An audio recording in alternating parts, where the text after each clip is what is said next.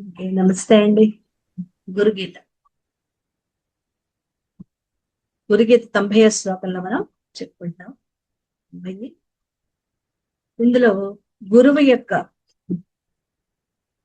పాదాలని గురువు మార్చకూడదు అంటూ, గురువు యొక్క పాదాల విశిష్టత కూడా, పాద పూజ యొక్క విశిష్టత కూడా మనకి చెప్తున్నారు. సాధారణంగా ఆధ్యాత్మిక రంగంలో ఉన్నవారు గురువులని పదే పదే మార్చకూడదు. ఇది చాలా ముఖ్యమైనది. ఇది కూడా మనకి చాలా అవసరమైనది. అలా గురువుల్ని మార్చుకుంటూ పోతే మహాపాపం అంటారు. అయితే ఇది పూర్తిగా నిజం కాదు. ఎందుకని? చపల చిత్తంతో గురువులను మార్చకూడదనే మాట నిజం. మరి గురువుకి కోపం ఎక్కువనో, అడ్డమైన పనులు చేయిస్తున్నాడనో, తనకన్నా వేరైన ఇతరులని ప్రశంసిస్తున్నాడనో, ఇలా చిన్న చిన్న కారణాలతో గురువుని మాత్రం మార్చకూడదు. ఇక మరొక విషయం, గురువు చెప్పే విషయాలు శాస్త్ర సమ్మతమైనవై, జన్మ సార్థక్యాన్ని కలిగించేవై, ఉపనిషత్తుల్లోని పదాలకు లక్ష్యార్థాలను చెప్తున్నట్లై, సందేహాలను సరియైన పద్ధతిలో తీరుస్తున్నట్లయితే, మన యథార్థ స్వరూపాన్ని తెలియజేస్తున్నట్లయితే, అలాంటి గురువును మాత్రం ఎప్పటికీ వదిలిపెట్టకూడదు. ఇది తన పతనానికి దారితీస్తుంది. గురువుని వదిలేసామా మన పతనానికే దారితీస్తుంది. ఇదేవి శపించటం కాదండి, లేకపోతే ఖచ్చితమని కాదు. ఇది అవగాహన చేసుకోవాల్సింది మనమే చేసుకోవాలి. గురువు పైన చెప్పిన విధంగా బోధిస్తాడని గట్టిగా విశ్వసించినప్పుడు ఇక అతన్ని గురువుగా స్వీకరించి ఎప్పటికీ ఆయన్ని వదిలిపెట్టుకుంది. అయితే అలాంటి శ్రోత్రియుడు బ్రహ్మనిష్ఠుడైన గురువు లభించేంత వరకు సాధారణ గురువుల వద్ద జ్ఞానాన్ని అభ్యసిస్తూ ఉండొచ్చు. మరి అటువంటి గురువు ఒక్కసారిగా లభించడు కాబట్టి అనేకమైన సామాన్య గురువులు మనకి లభిస్తారు. వాళ్ళు మనకి అష్టోత్తరాలు, శతనామాలు, సహస్రాలు, ఇంకా పారాయణలు, ఇంకా రకరకాలు నేర్పిస్తూ ఉండే గురువులు మనకు ఉంటారు. వాళ్ళ దగ్గర నేర్చుకోవచ్చు. అదేమీ తప్పు కాదు. సామాన్య గురువుల్ని కూడా అనుసరిస్తూ ఉండొచ్చు. క్రమంగా అలాంటి పరమ గురువు, సద్గురువు, ఇందాక మనం చెప్పుకున్న బ్రహ్మనిష్ఠుడు, శ్రోత్రియుడు బ్రహ్మనిష్ఠుడు కరుణాసముద్రుడైన పరమ గురువుగానే లభించినప్పుడు ఈ సామాన్య గురువుని వదిలి ఆ సద్గురువుని ఆశ్రయించవచ్చు. పై పై ఆకర్షణలకు, మెరుపులకు లొంగిపోయి ఆయన గొప్ప మహాత్ముడండి, ఉంగరాన్ని సృష్టిస్తాడు, శివలింగాన్ని బయటకు తీస్తాడు, నెత్తి మీద చేయి పెట్టి హస్తమస్తక సంయోగం ద్వారా మనకి మోక్షాన్ని కూడా ఇస్తాడు.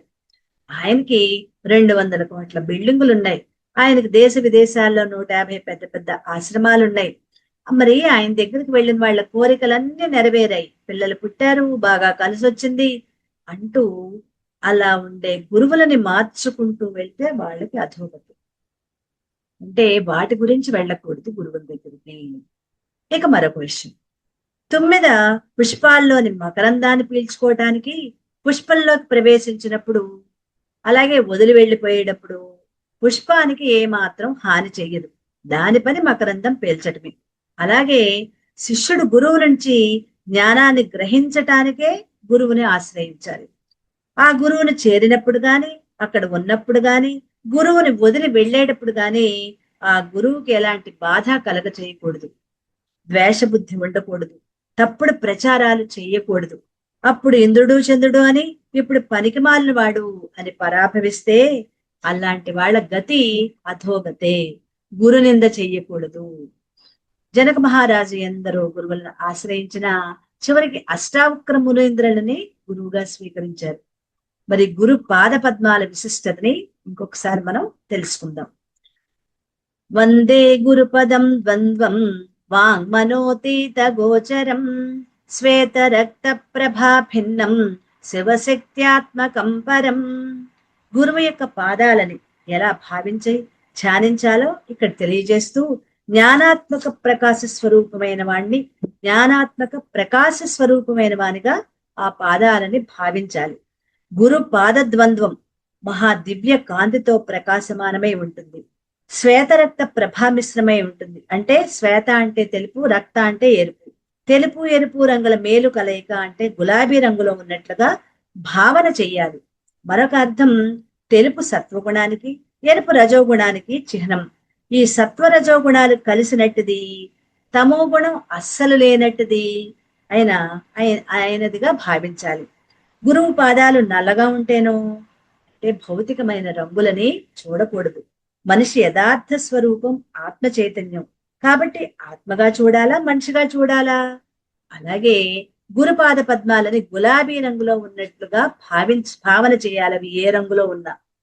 ఇంకా త్రిగుణాతీతమైనట్లుగా, 3 గుణాలకు అతీతమైనట్లుగా భావించాలి.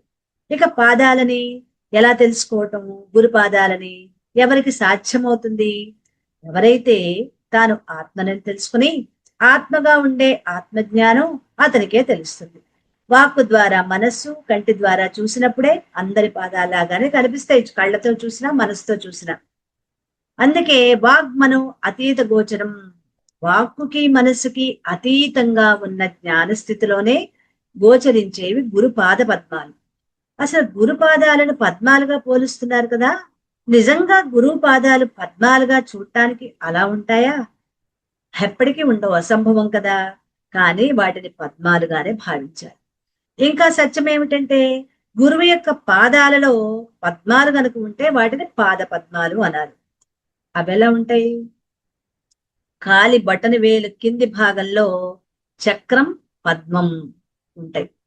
నిన్న మనం చెప్పుకున్నాం. ఎందుకు మళ్ళీ చెప్పుకుంటున్నామంటే ఈ రెండు కూడా మళ్ళీ ముఖ్యమైనవే కాబట్టి ఇంకొకసారి గుర్తు చేసుకుంటున్నాం ఈ 2 శ్లోకాలు. ఇక మరొక విషయం, శివశక్తి స్వరూపమైనవి పాదాలు అంటారు. శక్తి అంటే సర్వహరణ శక్తి. శివుడు లయకారుడు. ఈ జగత్తునంతటినీ లయం చేసే శక్తే శివశక్తి. సమస్త పాపాలని, కల్మషాలని, అజ్ఞానాన్ని పూర్తిగా ధ్వంసం చేయగల శక్తి గురువులో ఉంటుంది. కాబట్టి గురు పాదాలు అటువంటి శివశక్తి స్వరూపాలు. గురు పాదాలను ఆశ్రయించిన వాళ్ళ అజ్ఞానం పూర్తిగా నశించిపోయి జనన మరణ బంధం నుంచి, కర్మబంధం నుంచి విడుదల పొందటం జరుగుతుంది. ఈ విధంగా పరమాత్మ స్వరూపుడైన గురుదేవుని యొక్క చరణ ద్వంద్వాన్ని జ్ఞానంతో కూడిన ప్రకాశ స్వరూపంగా భావించి ధ్యానించాలి, అలాగే పూజించాలి. అలాంటి గురు పద ద్వంద్వాన్ని, ఆత్మజ్ఞానాన్ని పొందటం కోసం ఆశ్రయించాలి. పట్టు విడవక పట్టుకోవాలి, అప్పుడే జన్మ సార్థక్యత అవుతుంది. గురువంటే ఎవరు అనే విషయాన్ని ఇంతకు ముందే తెలియజేసిన ఆ అర్థాన్నే మళ్ళీ మళ్ళీ తెలియజేస్తున్నారు తర్వాత శ్లోకంలో. 91వ శ్లోకం చూద్దాం. కుకారం చ గుణాతీతం రుకారం రూపవర్జితం గుణాతీతమరూపం చ యో దద్యాత్ స గురు స్మృతః. పరమాత్మ గుణాతీతుడు, గుణరహితుడు. అంటే 3 గుణాలు లేనివాడు. 3 గుణాలని ఈ గుణాలన్నీ మాయకు చెందినవి. మాయ అనేది అజ్ఞాని దృష్టిలోనే కానీ జ్ఞాని దృష్టిలో లేదు. కాబట్టి పరమజ్ఞాన స్వరూపమైన పరమాత్మకు గుణాలతో ఎటువంటి సంబంధం లేదు. అలాగే పరమాత్మ సూక్ష్మాతి సూక్ష్మమై సర్వవ్యాపకమైన చైతన్యం. కాబట్టి పరమాత్మకి రూపం అనేది కూడా లేదు. కాబట్టి పరమాత్మ రూపాతీతం, గుణాతీతం. మరి గురువు చేసే పనేమిటి? తన ఆశ్రయించిన శిష్యులకి సర్వత్రా ఉన్నది పరమాత్మ చైతన్యమని, ఇక్కడ జీవుని యథార్థ తత్వం ఆ పరమాత్మేనని, ఆ తత్వమే గుణాతీతం, రూపాతీతం. రూపము లేదు, గుణము లేవు అని తెలియజేసి ఆ స్థితిలో శిష్యులని గురువు నిలుపుతున్నారు. దానికి తగిన జ్ఞానాన్ని ప్రసాదిస్తున్నారు. అందుకే గురువులోని గు అనే అక్షరం గుణాతీతమని, రు అనే అక్షరం రూపాతీతం అని తెలియజేస్తున్నారు. ఈ గుణరహిత, రూపరహిత స్వరూపాన్ని ప్రసాదించేవాడే నిజమైన గురువు అని మనం గ్రహించాలి. గురువు త్రిమూర్తి స్వరూపుడని గురు స్తోత్రంలోని ముఖ్య శ్లోకంలో తెలియజేసి ఇప్పుడు వారికన్నా భిన్నమైన వాడు అని తర్వాత శ్లోకంలో చెప్తున్నారు. 92 చూద్దాం. అత్రినేత్ర శివ సాక్షాత్ ద్విబాహుశ్చ హరిస్మృతః యో చతుర్వదనో బ్రహ్మ శ్రీ గురు కథిత ప్రియే. చాలా ఇంట్రెస్ట్ అయినా చాలా మంచి పద్యం అండి ఇది, మంచి శ్లోకం. ఓ పార్వతి, శివుడే చెప్తున్నాడు, ఓ పార్వతి, గురుదేవుని మహాత్యాన్ని ఏమని ప్రశంసించను? గురువు 3 నేత్రాలు లేని పరమశివుడే, 4 చేతులు లేని విష్ణుమూర్తే, 4 తలలు లేని బ్రహ్మదేవుడే అని తెలుసుకో అంటున్నాడు గురు సాక్షాత్ పరమశివుడు. చతుర్వదనో బ్రహ్మ, 4 ముఖాలు లేని బ్రహ్మదేవుడే. శివుడికి 3 కన్నులున్నాయి. మూడవ కన్ను 2 కన్నులకి మధ్యగా పైన ఉంటుంది. మరి ఎందుకు ఈ మూడవ కన్ను? ప్రళయకాలంలో సమస్త జగత్తును నశింప చేయటానికే, లయం చేయటానికే ఈ మూడవ కన్ను ఉన్నది. కాబట్టి ఈ మూడవ కన్ను ఎప్పుడు మూయబడే ఉంటుంది.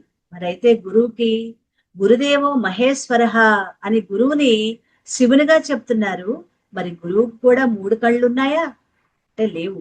2 కళ్ళు అందరిలాగానే ఉన్నాయి. కానీ గురువులో జ్ఞాన నేత్రం అది ఉంది.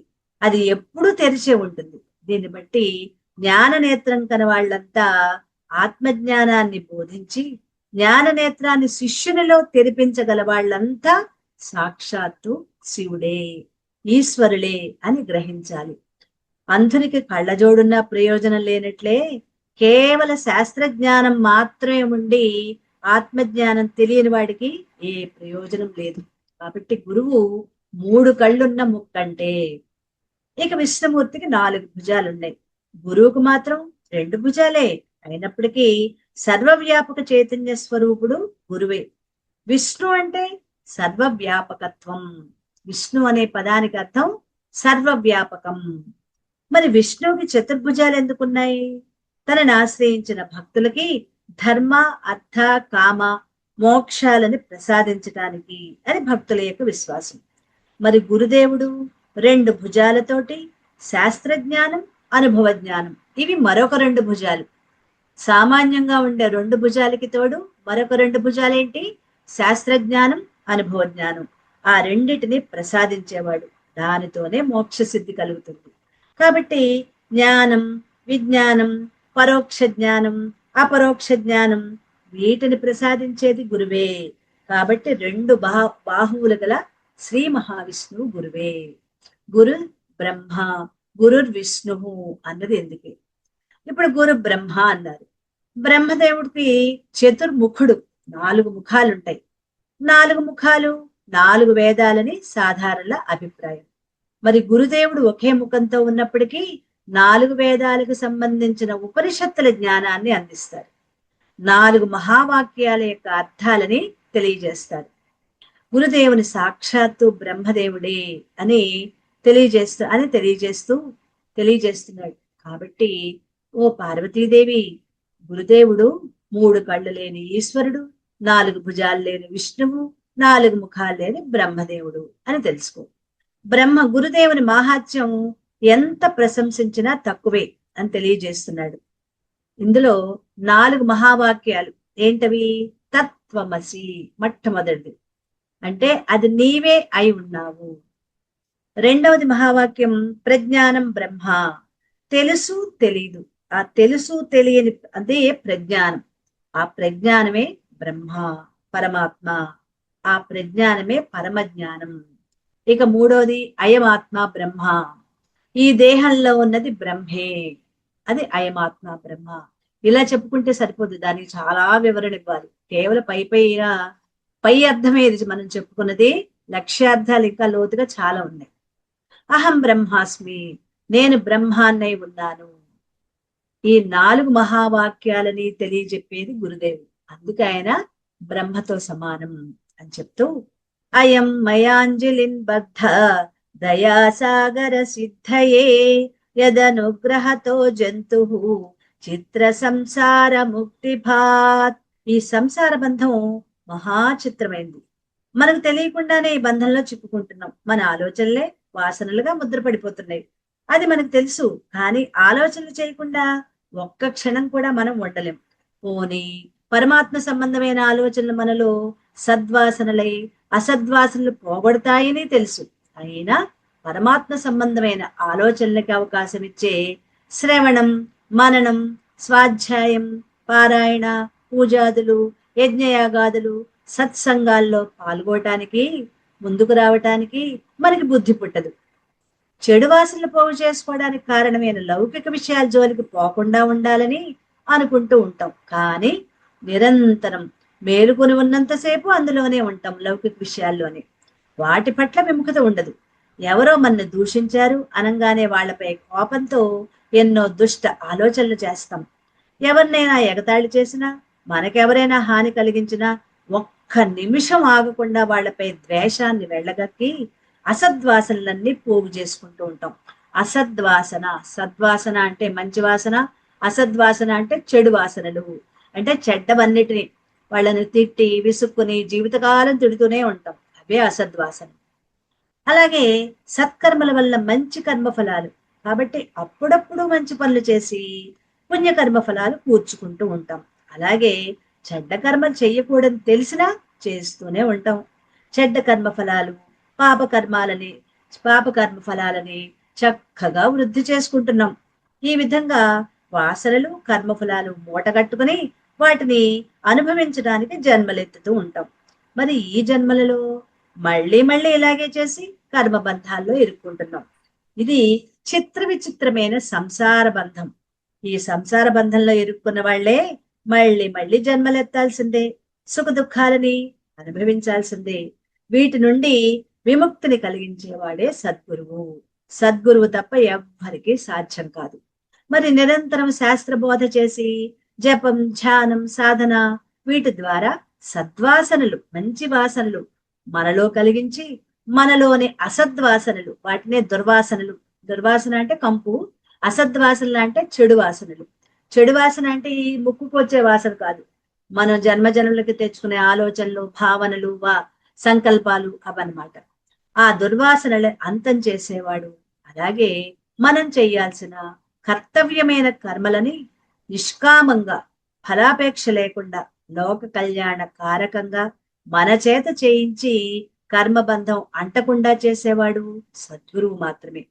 అంతేకాదు మన యథార్థ స్వరూపం ఆత్మ చైతన్యం అని తెలియచెప్పి ఈ దేహము ఇంద్రియాలు మనస్సు బుద్ధి వీటి ద్వారా జరిగే పనులకి కర్త ఆత్మమైన నువ్వు కాదు, ఈ దేహ మనోబుద్ధులే అని చెప్పి కర్తృత్వ భావం లేకుండా కర్మలు చేయించేది కూడా సద్గురువే.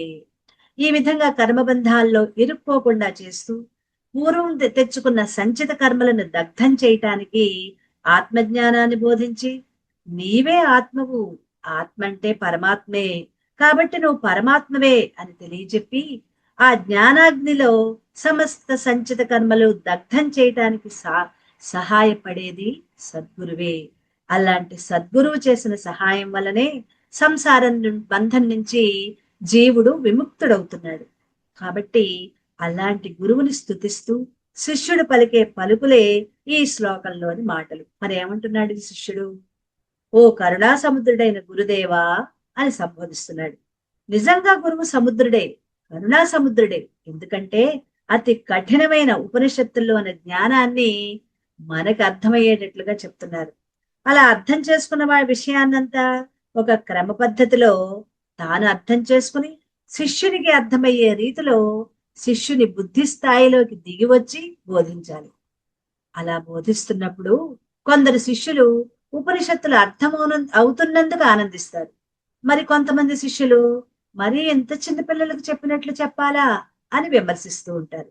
మరి కొందరికి నోటి దురద బాగా ఉంటుంది. ఆ దురదన్న వాడికి ఎప్పుడు ఏదో ఒక పదునైన ఆయుధం కావాలి కదా గోక్కోవటానికి. అందుకని వాళ్ళు మాత్రం ఏమాత్రం తెలియని తెలుసుకోవాలనే ఆలోచన కూడా రాని ఉపనిషత్తులను బోధించే వాళ్ళని ఎగతాళి కూడా చేస్తూ ఏం భాషనైనా మీది అని విమర్శిస్తూ ఉంటారు అటువంటి శిష్యులు. అలా నోటికి వచ్చినట్టు ప్రేలుతూ ఉంటారు కొంతమంది శిష్యులు. అయినా ఇవేమి పట్టించుకోకుండా శిష్యుల శ్రేయస్సు కోసం పాటుపడుతూనే ఉంటారు సద్గురువు. అలాంటి సద్గురువు అంజలి ఘటించి కృతజ్ఞతను వ్యక్తం చేస్తున్నాడు శిష్యుడు. మరి ఇది శిష్యుడు కనీస కర్తవ్యం కదా. గురుదేవుని యథార్థ స్వరూపాన్ని తెలుసుకోవాలంటే జ్ఞాననేత్రం కావాలి, గొప్ప పుణ్యం చేసుకుని ఉండాలి. మందభాగ్యులకి అలాంటి అవకాశం ఉండదు. దానికి సంబంధించిన శ్లోకం 94 అది మనం నేర్చుకుందాం.